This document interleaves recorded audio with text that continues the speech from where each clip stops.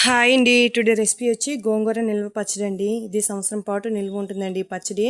ఈ పచ్చడిని ఎలా స్టోర్ చేసుకుంటే మనకైతే సంవత్సరం పాటు నిల్వ ఉంటుంది, ఏం పాడవకుండా అనేదైతే నేనైతే పూర్తిగా అయితే ఇందులో చిన్న చిన్న టిప్స్ చెప్తూ అయితే మీకైతే పూర్తిగా అయితే ఎక్స్ప్లెయిన్ చేస్తానండి. వీడియోని అయితే స్కిప్ చేయకుండా లాస్ట్ వరకు చూసేయండి ఈ వీడియో అనేది. టేస్ట్ అయితే గోంగూర పచ్చడి చాలా బాగుందండి. మీరైతే మాత్రం ఎప్పుడు చేస్తామా అన్నట్లు ఉంటుందండి, అంత బాగుంటుంది. ఇదైతే నేనైతే 3 పూటలు ఇదే తిన్నానండి. టిఫిన్లో కొంచెం వేసుకున్నాను, నెక్స్ట్ లంచ్లో రైస్లోకి అది వేసుకున్నానండి, ఈవినింగ్ కూడా తినేటప్పుడు అది వేసుకున్నానండి. నాకు అంత బాగా నచ్చిందండి ఈ గోంగూర అనేది. నచ్చిన వాళ్ళైతే ఎవ్వరు ఉండరండి గోంగూరతో చేసిన రెసిపీస్ ఏవైతే. నాకైతే గోంగూరతో చేసిన రెసిపీస్ అన్నీ నాకు చాలా ఇష్టమండి. ఫస్ట్ అయితే గోంగూరను అయితే వేరుకోవాలండి. వేరుకున్నాక మంచిగా కడిగి మనం ఎక్కడ మీకు మంచి ప్లేస్ ఉంటుందో ఆ ప్లేస్లోనైతే ఆరపెట్టుకోండి. ఆరపెట్టినాక మనకి ఇందులో వాటర్ లేకుండా ఉంటే చాలండి, తడి లేకుండా ఉండేటట్లు ఆరిపోతే చాలు. అలా ఆరిపోయినాక ఒక బాండి పెట్టుకొని, వెడల్పటి బాండి పెట్టుకుంటే ఫ్రై చేయడానికి చాలా బాగుంటుందండి. మా అమ్మ అయితే డబరా పెట్టేసింది. కొంచెం ఆయిల్ వేసుకొని మనమైతే కొంచెం కొంచెం బ్యాచ్లుగా వేసుకొని అయితే ఫ్రై చేసుకోవాలండి. డబరాలో పెట్టడం వల్ల సరిగ్గా అయితే ఇక్కడ ఫ్రై చేయడానికి అవ్వట్లేదు. ఫ్రై చేయాలి కానీ మంచి ఓపికతో అయితే ఫ్రై చేయాలండి. మొత్తం సిమ్లో పెట్టే ఫ్రై చేయాలి. నేను అన్నాను కొద్దిగా హైలో పెట్టమ్మా ఫ్రై చేయు ఏం కాదని అంటే, లేదు ఇది సిమ్లోనే ఫ్రై అవ్వాలి, అప్పుడే టేస్ట్ బాగుంటుంది, ఆకు మాడకుండా మంచిగా ఫ్రై అవుతుంది అని చెప్పింది. అలా ఫ్రై అయిపోయినాక ఒక గుప్పెడండి ధనియాలు ఫ్రై చేసుకొని అందులోనే వేసుకోవాలండి. మళ్ళీ బ్యాచ్కి అయితే అందులో ప్యాన్లో మళ్ళీ ఆయిల్ వేసుకొని గోంగూరను వేసుకుంటూ స్లో ఫ్లేమ్లో పెట్టుకొని అయితే ఫ్రై చేసుకోవాలండి. ఫ్రై అయినాక మళ్ళీ తీసి పక్కన పెట్టుకోవాలండి. పక్కన పెట్టుకొని ఇందులో అయితే మా అమ్మ కొంచెం కల్లుప్పు అయితే తెలుస్తుందండి, బాగా ఆ ఉప్పు అయితే వేస్తుందండి. వేసింది సరిపోకపోతే మళ్ళీ వేసుకుందామమ్మ అని అయితే అతనైతే చెప్పిందండి. ఈ లోపు అయితే మా అమ్మ జీలకర్ర వేపడం అయితే మర్చిపోయిందండి, స్టవ్ ఆఫ్ చేసింది. సరేలే అమ్మ జీలకర్ర పౌడర్ అయితే వేసుకుందాము అని చెప్పేసింది. వేడి నీళ్ళు మరగబెట్టింది. వేడి నీళ్ళు మరగబెట్టేసి ఒక 1/2 కేజీకి ఉంటుందండి చింతపండు అయితే వేసింది. మాకైతే ఈ పచ్చడి ఒక 2 కేజీలర అయితే ఉంటుందండి. 2 కేజీలర అయితే ఒక హాఫే కలిపామండి. హాఫ్ మాత్రమే ఇది 1/2 కేజీ చింతపండు అయితే వేసిందండి. వేడి నీళ్ళలో కాసేపు నానబెట్టేసి అందులో గుజ్జంతా తీస్తుందండి, పలుపుని తీసేసి అయితే ఇందులో కొంచెం కొంచెం పులుపు వేసుకొని మనమైతే రుబ్బుకుంటామండి. అందుకు బాగా యూజ్ అవుతుందండి. వాటర్ అయితే యూజ్ చేయమండి. చూడండి మంచిగా నానిపోవడం వల్ల మంచిగా చింతపండు అయితే పిసికేసి అందులో పైన తొక్కంతా తీసేసి పక్కన పెట్టేసిందండి. అదైతే మనకి ఏం యూజ్ ఉండదండి. వెల్లుల్లి అయితే ఒక గుప్పుడు వేసుకొని రుబ్బుకోవాలండి. మాకు ఈ రుబ్బడానికి వచ్చిన తిప్పలు ఇంత అంత తిప్పలు కాదండి. రుబ్బుతూ ఉంటే అస్సలు ఎన్ని రోజులు చేంజ్ చేసామో మాకే తెలియదండి. మా అమ్మ అయితే ఫస్ట్ నువ్వే చెయ్యమ్మా అనేసి అయితే చెప్పిందండి. ఏదైనా పని చేసామంటే నాతోనే స్టార్ట్ చేపిస్తుంది. కానీ ఆ రోజు ఏం దరిద్రమో కానీ అస్సలు ఏం పని అయితే అవ్వలేదండి. చాలా సతాయించింది ఈ రోజైతే. ఎన్ని వేసినాం కానీ ఉండేది కాదండి. రుబ్బుకునే కర్ర అయితే అస్సలు పట్టలేదండి. అలాగే రోల్ అయితే చేంజ్ చేస్తాం. మళ్ళీ నా దగ్గర ఉన్న వెల్లుల్లిది చిన్న రుబ్బురాలు అయితే ఉందండి, అందులో వేసి కూడా రుబ్బిందండి, దాంతో కూడా అవ్వలేదు. నెక్స్ట్ అయితే ఇంకొక పైప్ లాంటిది పెట్టి సెట్ చేసి మళ్ళీ రుబ్బామండి. అవుతుంది సరేలే రుబ్బడానికి వస్తుంది ఇక అయిపోద్ది అనుకునే టైంకి అది కూడా ఊడిపోయిందండి.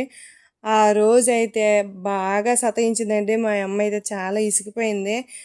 మంచి చేసుకోవాల్సింది, అబ్బాయి ఏటీలుగా అయిపోయింది అనేసి చాలా ఇసుక్కుపోయిందండి. ఇది మాత్రం ఈ వీడియో మా వారు చూస్తే ఏమంటారంటే, ఎందుకు గోంగూర పచ్చడి లేకపోతే అవ్వదా, తినాలా, అంత పని ఏముంది తెచ్చి రుబ్బాలి అని అయితే అంటారండి. అది చేసినప్పుడే రుబ్బురోలు అక్కడ కనిపించినప్పటికీ ఆ మాట అన్నారు. గోంగూర పచ్చడి చేసినానని చెప్పాను. ఇంక ఈ వీడియో చూస్తే ఇవన్నీ తిప్పలు చూస్తే ఇంకెంత తిడతారో కానీ. అయితే ఇంకా ఆ రుబ్బురోలు కూడా తీసి అయితే పక్కన పెట్టేసాము. పక్కన పెట్టేసి ఇంకొక రుబ్బురోలు తెచ్చి రుబ్బామండి. అది కూడా సెట్ అవ్వలేదు. సెట్ అవ్వకపోతే పక్క బిల్డింగ్లో ఇంకొక రుబ్బురోలు అయితే ఉందండి. రుబ్బురోలుకి వెళ్ళి మళ్ళీ రుబ్బుకున్నామండి. మా అమ్మ అన్నది ఫస్ట్ ఇదే తెచ్చుకొని ఇక్కడ తెచ్చుకొని రుబ్బుకుంటే అయిపోదును అనేసి అయితే మా అమ్మ అన్నదండి. పాపం మా అమ్మ అయితే చాలా ఇదైపోయింది. ఇలాగలా కాదు, ఆఖరికైతే ఎలా ఒకలాగైతే మెల్లిగా రుబ్బేసింది. కొంచెం కొంచెం పులుపు యాడ్ చేసుకుంటూ మనమైతే గోంగూర మొత్తాన్ని రుబ్బుకోవాలి. పక్క బిల్డింగ్కి వెళ్ళి రుబ్బింది. రుబ్బినాక అటు ఇటు తిప్పాం కదండి గోంగూరని, కొంచెం తడి నీళ్ళు ఏమైనా తగిలాయేమో అనేసి పైన అయితే కాసేపు ఎండలో అయితే ఆరపెట్టిందండి. ఎండలో ఆరపెట్టడం వల్ల ఏమైనా చెమ్ము ఉంటే పోద్దండి. మీకు ఎప్పుడైనా పచ్చళ్ళు పోతని అనుకుంటే కొంచెం ఎండలో పెట్టండి. ఎండలో ఒక 3 డేస్ 2 డేస్ పెట్టండి. మీకు స్మెల్ రాదు, బూజు పట్టదు. అందులో ఏమైనా తడి ఉన్నా ఆరిపోద్దండి ఎండకి, మనకు చాలా బాగుంటుంది. ఇందులో అయితే మాకు సగం అయితే తీసిందండి. మేము ఉప్పు కారాలు తక్కువ తింటామనేసి ఇందులోనే టేస్ట్ తగ్గట్టు కారము, నెక్స్ట్ ఏమో మెంతి పొడి, జీలకర్ర పొడి వేసి అయితే కలుపుకున్నానండి. ఆల్రెడీ ఉప్పు వేసాం కదండి, చాలకపోతే వేసుకుందాం అనేసి కలపమందండి. గంటి పెట్టి కలుపుతానంటే గంటి పెట్టవలసిన అవసరం లేదు, చేతిని పెట్టి అంతే. పోద్దేమో అని అంటే ఏం పావు, పచ్చళ్ళు చేతితోనే కలుపుతారు, ఏం పావు పర్లేదు కలుపు అని చెప్పిందండి. అలాగే టేస్ట్ అయితే చూసానండి, నాకైతే సాల్ట్ అయితే సరిపోలేదండి, మళ్ళీ సాల్ట్ వేసానండి. ఆ సాల్ట్ వేసినాక ఉప్పు కారాలు ఇంకొంచెం తక్కువ ఉన్నాయండి, మళ్ళీ కూడా ఉప్పు కారాలు వేసుకొని నాకు ఎలా అయితే ఉప్పు కారం మేము ఎంత తినగలమో అంత వేసుకొని అయితే నేనైతే కలుపుకోనండి. నా చేతోనే కలిపించింది మా అమ్మ. ఇలా ముద్దనంతా కలిపేసి పక్కన పెట్టుకున్నాక పోపులు అయితే మనము రెడీ చేసుకోవాలండి. దీనికైతే ఎక్కువ పోపులు అయితే ఏం అవసరం లేదండి, చాలా ఈజీ అండి పచ్చడి రెసిపీ అనేది. మీరైతే స్కిప్ చేయకుండా లాస్ట్ వరకు అయితే చూసేయండి. ఎండుమిర్చి, ఆవాలు ఒక 2 స్పూన్లు వేసిందండి. జీలకర్ర అయితే చాలా తక్కువ వేసిందండి. అలాగే మా వాడు వచ్చేసి ఇక్కడైతే కరివేపాకు వేసేస్తున్నాడండి. మమ్మీ ట్రైనింగ్ అది, మమ్మీ వేసేటప్పుడు చూస్తాడు, అందుకే ఇలా ఇలా తిప్పేస్తున్నాడు. బాండి పెట్టుకొని ఆయిల్ యాడ్ చేసుకోవాలండి. ఈ ఆయిల్ వేసామండి, ఈ ఆయిల్ అయితే మాకు సరిపోలేదు. మేము వేసింది కొద్దిగా ఎక్కువ ఆయిల్ వేసాం కానీ మాకైతే సరిపోలేదు. ఆయిల్ హీట్ అయినాక పోపులు అయితే వేసేయాలండి. పోపులు వేసినాక మినప్పప్పు వేసి ఫ్రై చేయాలండి. ఫ్రై అయినాక కరివేపాకు అయితే వేసుకోవాలండి. కరివేపాకు వేసేటప్పుడు అయితే నేను ఆవిడ దూరం పరిగెడతానండి.